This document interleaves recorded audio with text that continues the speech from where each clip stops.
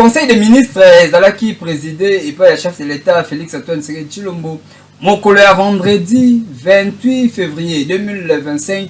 Plusieurs points de Zalaki na kati ya masolo bango kasi esengeli ko eba ete mikolo oyo bisini la mwanza ya ba arrêté na ba dépenses inutiles esengeli esalema te.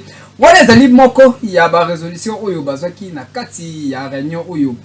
Totuni pe na population est-ce que zali normal? Fiancé tope likangu afutela belle famille na yenda ku est-ce que zali normal? Nyoso wana na KNB News ya weekend ya lelo nde bukozwe yango.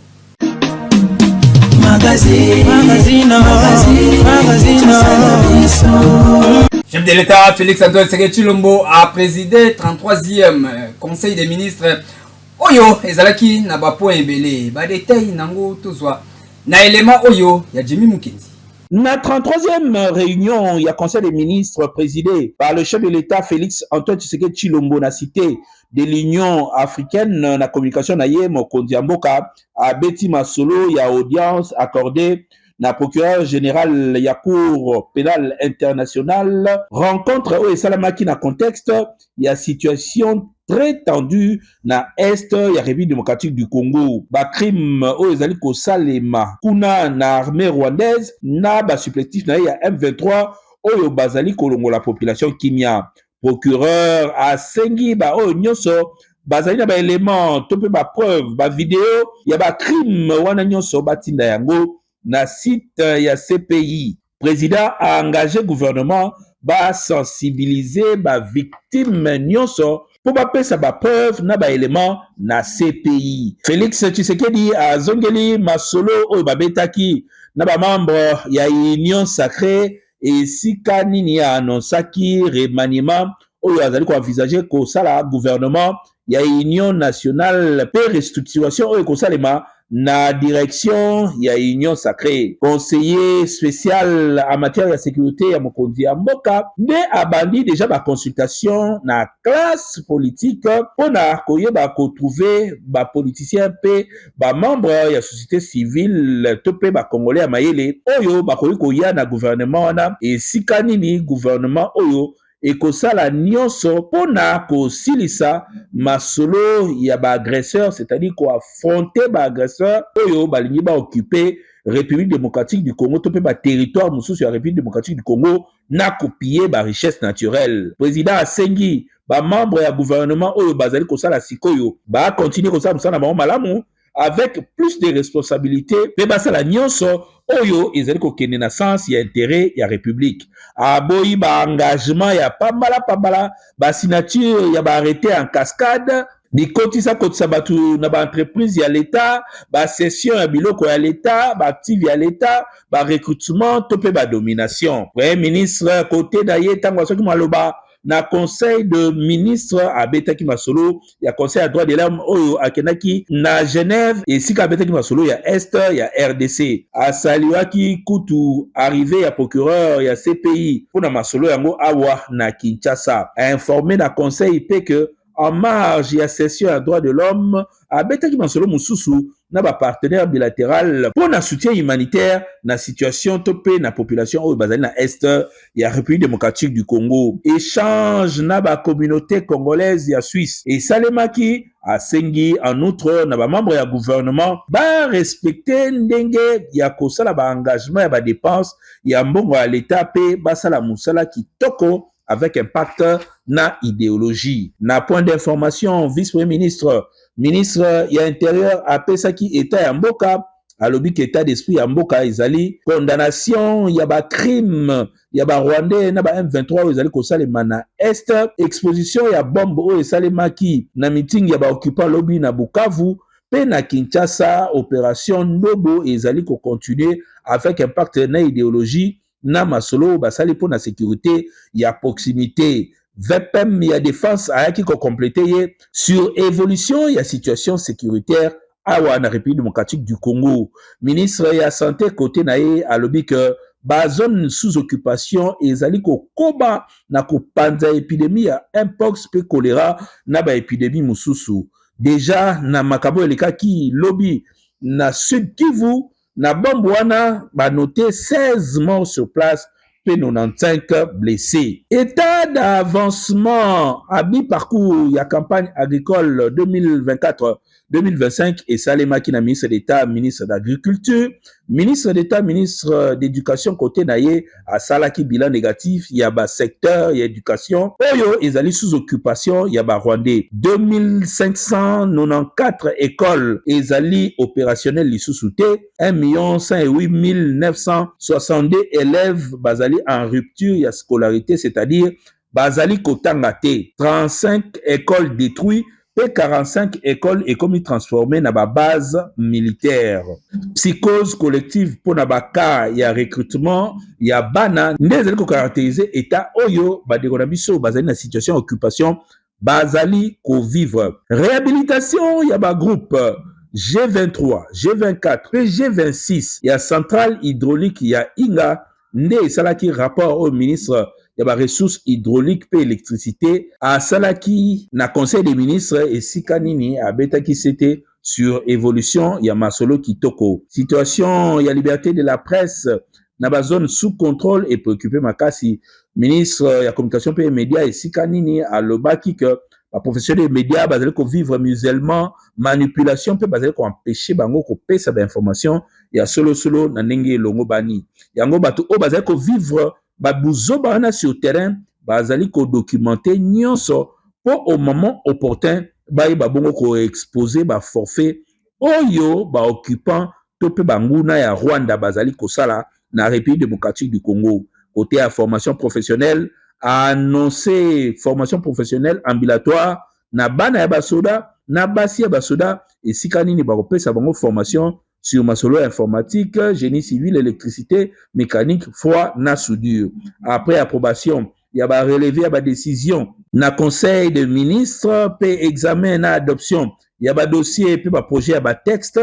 Avant clôture, il y a conseil des ministres Oyo, président de la République a adressé un message naïe à solidarité et à compassion na population à nord pe sud Kivu a lobby que azali ko tchanyon soit en place pour population ba retrouver Kibia pe bazala libérer na maboko ya banguna. Conseil des ministres Oyo bandaki na 14h57 et sila kibongo na 20h05. Keyo. Ezali ya koinda mabe entre États-Unis na Ukraine.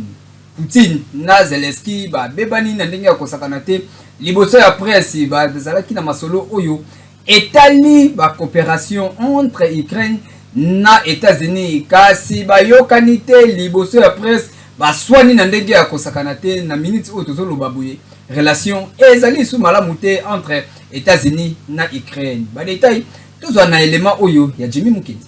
Président ukrainien Volodymyr Zelensky azalaki na Maison Blanche na États-Unis sur invitation à Donald Trump pour na kobeta masolo lié na crise entre bango na Russie pe koyeba kosala deal na États-Unis pour na koyeba ko jouer rôle moko songolo pote masolo ezala dosé na terrain. Ukraine oyo ezala déjà soutenu na ba pays à OTAN pe administration Biden.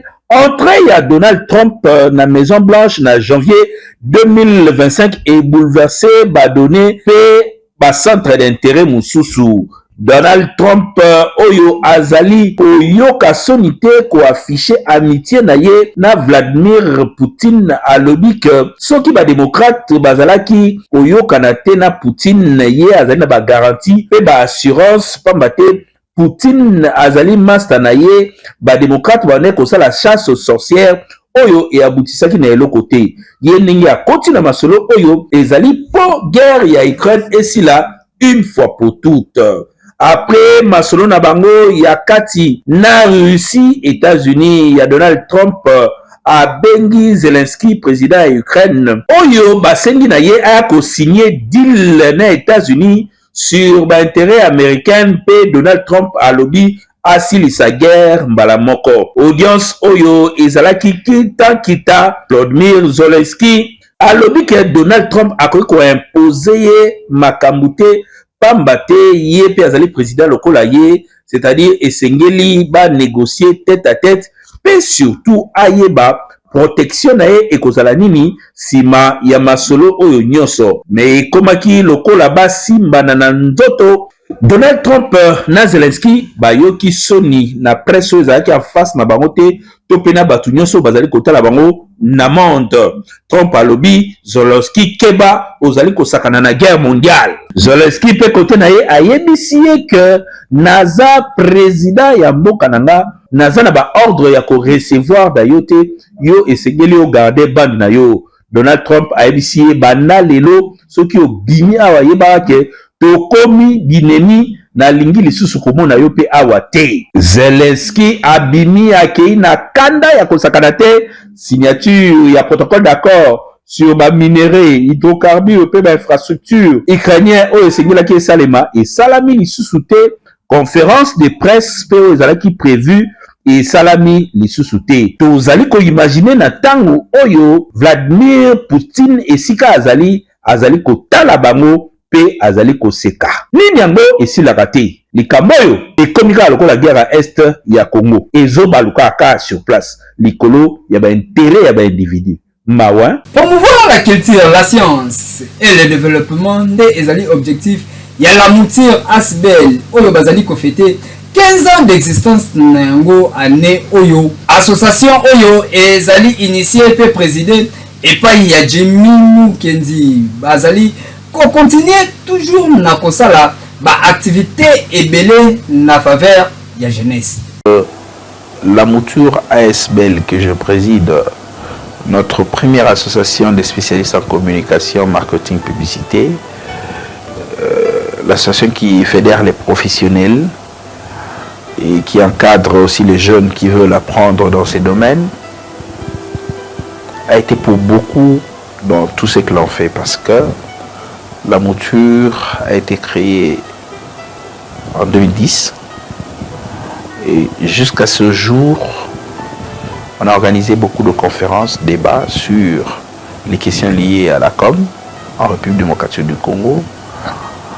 On a organisé ou on organise des formations spécialisées pour mettre à niveau certaines personnes qui veulent se lancer dans le domaine de la communication, marketing, publicité, relations publiques ou agences en communication. Alors il s'est fait qu'un jour, il va faire appel à moi, tard la nuit, pour me dire, mais tiens, tu ne sens pas qu'on est un peu étouffé parce que nous voulons faire les choses avec les autres, pendant qu'ils ne comprennent pas exactement ce que nous voulions. Si nous-mêmes, on prenait nos responsabilités en main, c'est-à-dire parler de la question de la communication, organiser des manifestations pour montrer aux gens et surtout dans notre environnement que la communication était différente du journalisme. Alors, mais comment arriver justement à le faire? Est-ce qu'on allait le faire en tant qu'étudiant? Alors, c'est comme ça qu'il va initier, que nous mettions en place une structure qui va fédérer désormais les spécialistes de la communication, marketing, publicité et relations publiques. Alors, j'avais trouvé quand même en cette idée une certaine originalité car il y a de nombreuses associations qui existent dans notre pays. Mais avoir une structure qui fédère les spécialistes de la communication, ça, c'était quand même une nouveauté. Alors, c'est comme ça que j'ai accepté. Je me suis dit, on peut aller. Alors, aussitôt, commencer, parce qu'il fallait mettre en place cette structure. Donc, nous avions fait appel à un certain nombre d'amis qui devaient nous rejoindre en vue de les expliquer pourquoi nous voulions cette structure. C'est comme ça que c'est à partir de là que j'ai commencé à découvrir l'homme, qui était en réalité Jimmy Mukendi. J'ai découvert en lui un garçon ambitieux, un garçon responsable, mais surtout quelqu'un qui aimait travailler. Comme on le dit dans le jargon quinois, quelqu'un qui aimait bosser. On avait notre manière de faire les choses qui était bien parce que toutes nos conférences, il y avait des professeurs d'université, des praticiens, des entreprises qui envoyaient les gens pour écouter et mettre à jour leurs connaissances dans le domaine de la communication, marketing et publicité. De valeur, compétences et technicité réelle dans la pratique de métier de la communication. Mais en tant que président de la mouture, ce qui m'a plus impressionné en lui aussi, c'est un jour, on devait organiser notre troisième messe. Il s'est fait que nous sommes arrivés dans la salle un peu plus en retard. Nos invités étaient déjà dans la salle. Contre toute attente, alors que le président de la mouture, Jimmy s'est levé et il a commencé à arranger les chaises dans la salle.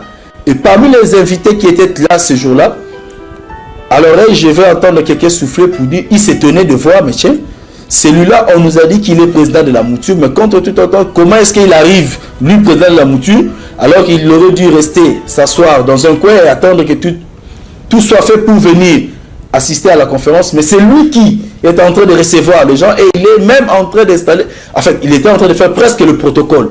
Et ça, c'est une qualité d'humilité, de simplicité que beaucoup n'ont pas.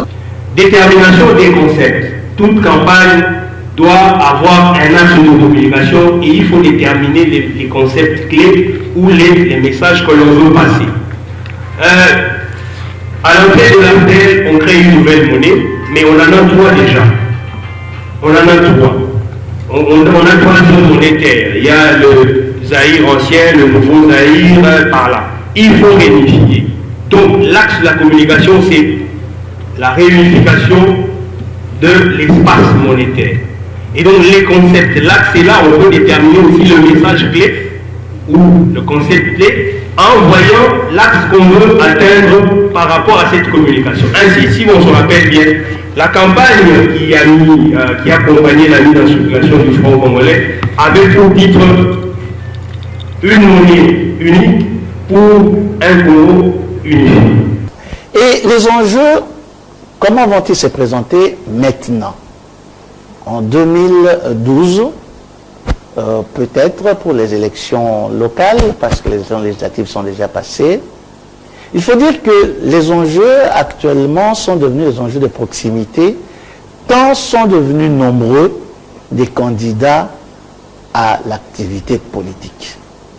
Nous avons suivi le nombre des candidats aux législatives et ceux qui ne s'y étaient pas préparés ont continué à se produire comme s'ils étaient en petit nombre.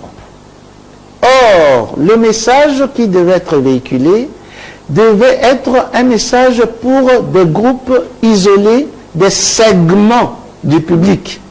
C'était à l'acteur politique, l'un et l'autre, de pouvoir trouver la manière de conjuguer les segments et pouvoir constituer une base qui soit arithmétiquement au niveau de faire élire quelqu'un. Parce que si on regarde bien ce qui a été offert au public comme affiche, comme slogan, nous arrivons à une conclusion que beaucoup de candidats se sont laissés aller à ce que l'on appelle la communication autistique. C'est-à-dire, ils s'entendaient parler eux-mêmes. Vous pouvez lire, par exemple, quelque part, « Moi, tel, je suis votre éternel défenseur ». Mais en réalité, vous vous adressez à qui? Vous vous adressez à vous-même. Vous êtes convaincu vous-même que vous avez toujours été défenseur. « Votez pour moi, le fils du coin, je ne suis jamais déplacé de chez moi ». Oui. Le fait que vous n'êtes pas déplacé, c'est vous qui le savez, mais personne n'était là pour vous surveiller. Vous vous adressez à vous, non pas à votre public électeur. Vous pouvez dire, par exemple, moi, je suis celui qui est toujours milité pour l'assainissement de notre rue. D'accord, mais il y a des gens qui se déplacent, les locataires qui changent des rues, qui changent des communes, qui ne sont pas toujours là pour surveiller. La communication autistique a fonctionné de manière telle que la plupart des slogans, la plupart des messages que nous avons entendus, que nous avons lus, étaient des messages de communication autistique. Les candidats pensaient que c'était à eux-mêmes à découvrir ce qui devait ou ce qui allait plaire aux électeurs. Or, le marketing, aujourd'hui, c'est une affaire d'équipe. Ce qui fait que, ici sur place à Kin, je dirige déjà une agence de communication, marketing, publicité que l'on appelle l'OAN, qui produit des différentes émissions thématiques, des publicités, et qui est surtout dans le conseil en marketing, en images, pour les personnalités ou les hommes politiques qui veulent faire les choses autrement.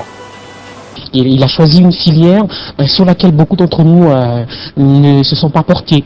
La promotion des grandes marques, la promotion des marques tout court, j'exagère quand je dis grandes marques. Peut-être c'est vrai qu'il y a des grandes marques, la promotion, la communication des produits, et il est sorti des schémas traditionnels, les places publicitaires qu'on connaît, il est parti sur tout à fait autre chose, et c'est très porteur, je vois, hein, qu'il vit, que ce travail nourrit son homme, hein, il a engagé des tas de jeunes gens hein, qui vivent de ça, et lui-même aujourd'hui, hein, candidat député, ça veut dire que au-delà de ce qu'il a été dans la profession, il voit un peu plus loin, il a de grandes ambitions et c'était depuis la rédaction, comme je l'ai dit, c'est vrai qu'il voyait grand, il avait de grandes visions, il le disait peut-être pas parce qu'il est humble, parce qu'il écoute et aujourd'hui, voilà ce qu'il est devenu parce qu'il s'est fixé un but et il s'est donné les moyens d'y arriver. La souci na ya santé ya ba Congolais Beltesco azali ko servir population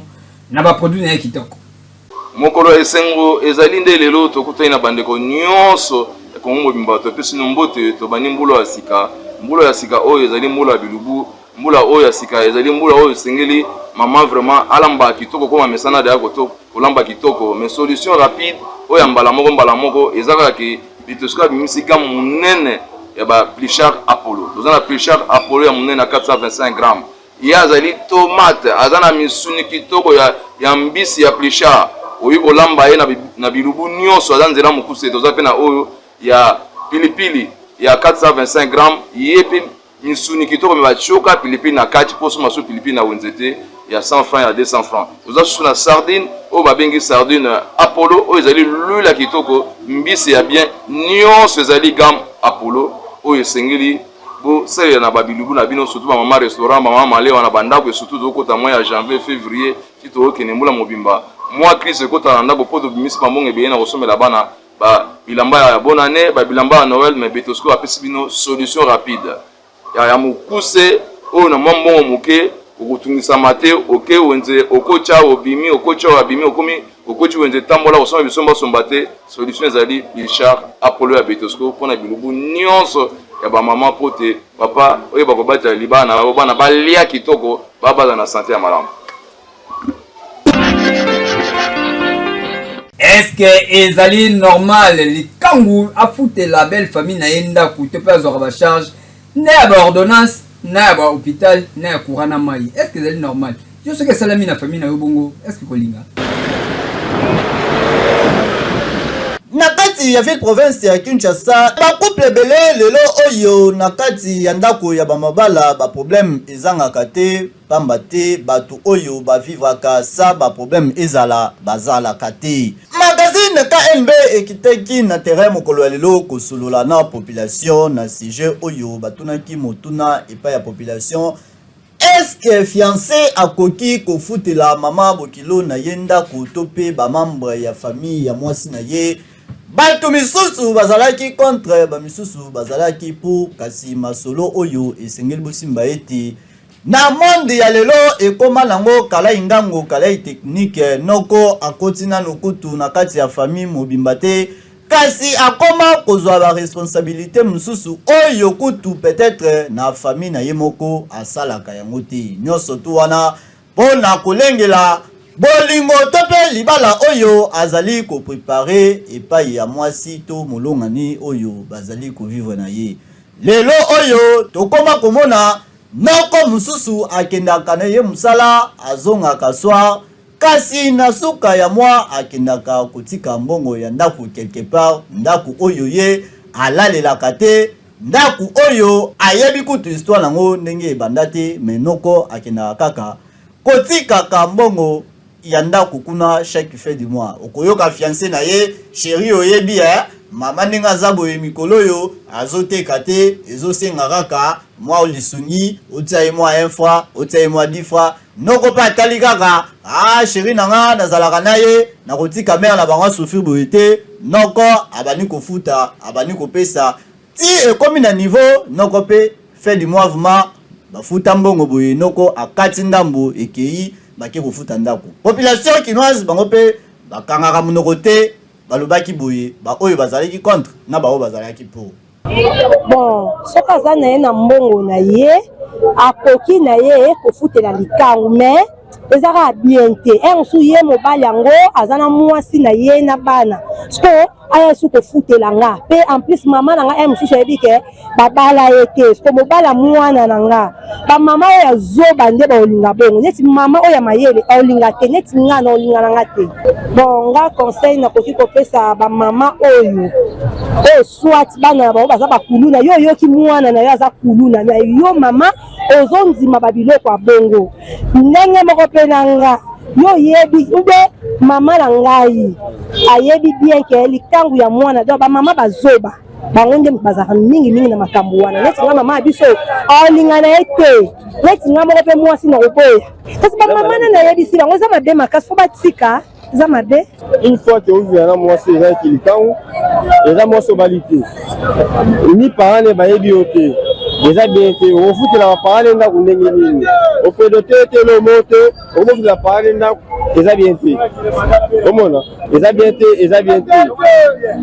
une fois que obali ye omettre engagement na ye eza possible mpo ofutela baparent na ye mais se engagement eza te okosala ngo te eza bien te so bandeko jeune et puis les jeunes qui n'ont dans bandeko congolais na koloba ensemble eza bien te que moi sur olinga bana bango bayebi yo te comme engagement bayebi so te papa na biso ala difficulté ndako edenga yi to $100 $200 file ndako eza bien te so sala ngo bongo siko yebisa ngai lo biso mo sala boyo na ba dépense osalaki yango en réalité mes amis on va être peut-être la fuite route faire ndako na sala bo donc ça nos dépenses c'est que engagement au produit au salios déjà bien parce que comme il a foyer là-bas au cas de père na ye parce que il a déjà famille si longtemps que au sali makambo na te au produit au cas ça la route déjà bien te demander aux jeunes il faut déjà pas dépense pour ça là déjà irresponsabilité en plus difficulté déjà kozanga parce que ça le logo te moi na ki to roti na ye ngamba mo boza na mbongo